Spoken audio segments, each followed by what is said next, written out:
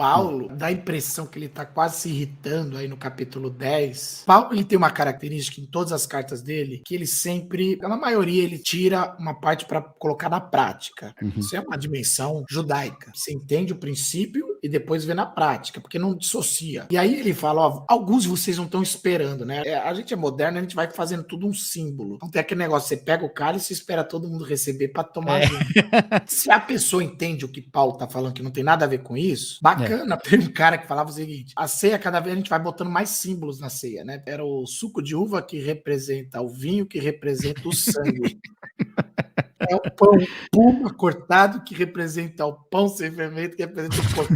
E aí é o esperar todos, né? Mas ali, claramente, era um problema da elite de negócios que eles estavam se reunindo para muito mais que comunhão, para fazer segundo os interesses. E eles comiam tudo e já estavam bêbados, de tanto já terem celebrado sem ter chegado a igreja toda. Quando eu falo a igreja toda, eram os pobres, eram os que não interessavam para eles, eram as mulheres. E aí Paulo vai dizer, isso não é ceia. Não adianta nada a gente esperar todo mundo pegar o cálice e no nosso discurso a gente ser excludente, a gente não tá nem aí com nada, a gente tá fazendo. Qual que é a sua interpretação do e por causa disso tem alguns que estão doentes? Eu quero saber se passa pelo que eu acredito ou não. Tem gente que vai dizer que tá falando mesmo de pessoas que morreram por essa questão, né? Doenças mesmo físicas e tal. Eu não acho impossível, não acho que seja errado. Eu não costumo trazer esse tipo de mensagem na igreja. Vamos se julgar direito, você vai aí ficar doente. Porque poderia até ser como uma comparação ao Santo dos Santos, alguma coisa assim de não estar digno, né? Mas sim, você tá falando da parte do digno, né? Tem gente que vai dizer o seguinte, olha, examine-se a si mesmo para estar digno de participar da ceia. O Paulo Júnior fala, né? Se você acha que você tá digno para comer o corpo de Jesus Cristo, você pode comer todo mundo.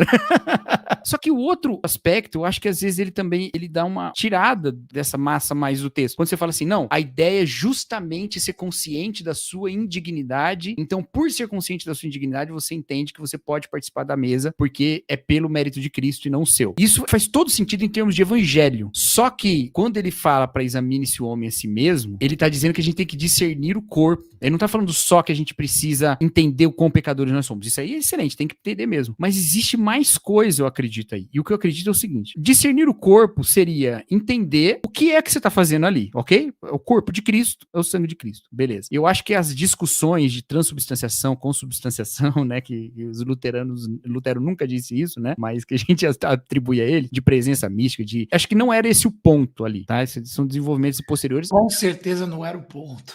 Com certeza não era o ponto. Ainda que a gente poderia discutir, se quisesse, o que faz mais sentido, ok, não teria problema. Mas isso não é o mais importante. A questão é entender ali o corpo de Cristo. Entender o que é o corpo de Cristo em termos de igreja. Mas entender que ao participar do corpo de Cristo, ao participar do corpo de Cristo como igreja, há em mim um contraste. Eu acho que o autoexame é isso. É pensar assim, o que há em mim que não é o corpo de Cristo? Porque eu estou dedicado a estar unido com Cristo ao ponto de Cristo viver através de mim. O que há em mim em que Cristo não vive? Que aspectos da minha vida Cristo não vive? Que é o pecado, né? Que aspectos da nossa comunidade não são Cristo vivendo, não são o corpo de Cristo? Essa compreensão não nos leva ao desespero ou simplesmente, então não vou tomar da ceia porque eu não estou digno. Não, pelo contrário. Aí sim entra aquela questão. Eu sou sim digno, mas aqui eu participo do corpo de Cristo porque pelo mérito dele, ele opera em mim a sua vontade. Então eu me submeto a ele. Eu estou unido a ele. Então todas as vezes que a gente faz ceia na igreja, eu falo isso. Olha, reflita no que há na sua vida que não corresponde ao que é a vida de Jesus. E participe, porque ele fala, e coma do pão e beba do cálice. Ele não fala assim, veja se dá.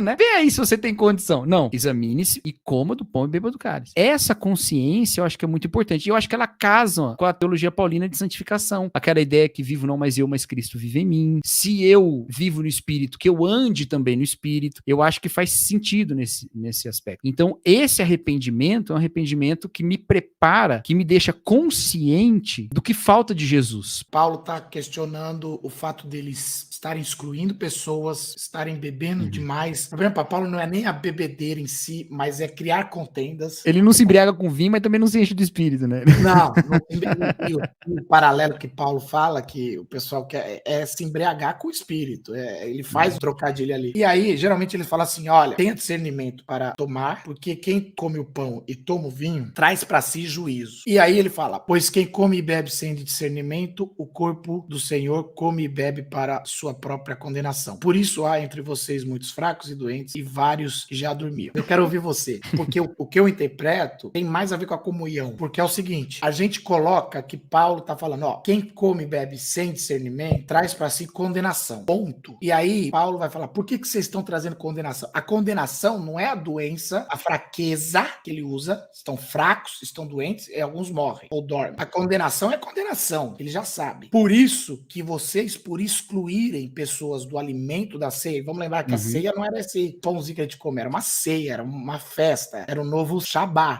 Por isso, existem gente que estão fracas, estão necessitadas, porque vocês não estão fazendo da ceia a justiça da divisão como foi no começo do Espírito Santo desceu. Então, me dá a impressão que a frase, ela tá junta, a gente pensa que por isso vocês estão condenados, fracos, e a condenação é muito pior. Mas vocês estão fazendo o outro sofrer. Então, eu sempre que lia isso, eu falava, gente, olha só o que é comer uma ceia ou ser um religioso sem o discernimento do Senhor. Você não só traz juízo para si mesmo, mas você machuca os outros. Por isso que Tiago, os grandes judeus, vai falar, a verdadeira religião é se abster das impurezas e também ajudar a viúva e o órfão. Então, essa justiça do Antigo Testamento é trazida na hora da celebração da nossa fé. Alguns falariam, isso é uma interpretação muito social. Eu não estou dizendo que é social, porque eu trago que há juízo para quem come sem fé e sem discernimento. Eu acho que há um ambiente espiritual. Só não acho que a condenação espiritual é a consequência ali. Eu acho que é isso mesmo, porque você não manifesta essa sua unidade com Cristo em termos da vida de Cristo na sua vida sem ser na comunidade. Aos Colossenses, Paulo vai dizer que a nossa vida está escondida com Cristo e que é nisso que a gente deve pensar, nas coisas do alto, onde a nossa vida está escondida com Cristo, porque quando Cristo se manifestar, nós seremos manifestados com Ele. Aí você fala, então beleza, então eu vou pensar nas coisas do alto, vou pensar,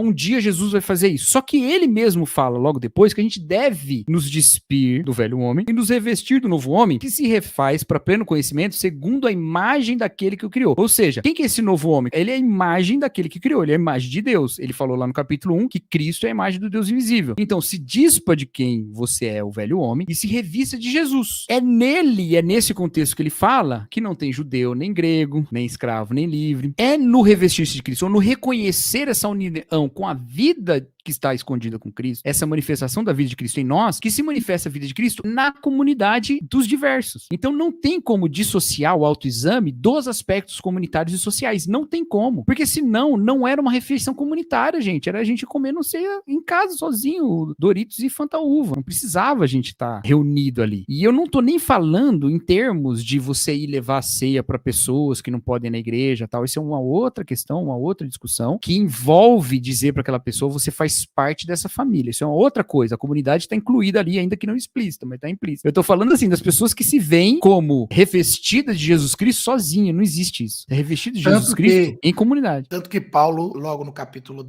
posterior, ele vai falar sobre o amor. Não adianta você dar a sua vida como sacrifício de nada, se não amar. O amor é a essência da comunhão. E aí que vem a questão, que eu acho que é nesse contexto todo que se inclui toda a nossa discussão doutrinária, entendeu? Há uma obra de Cristo, há uma ação espiritual, há uma união com Cristo, que é Espírito, que transcende as minhas categorias, são categorias dele. Contudo, há uma palavra que Deus me deu. E ele me deu para eu entender. Ela tá aqui, eu tenho acesso a ela e eu posso discutir, eu posso conversar. Só que eu não tenho a capacidade de sentenciar eternamente nada a partir dela.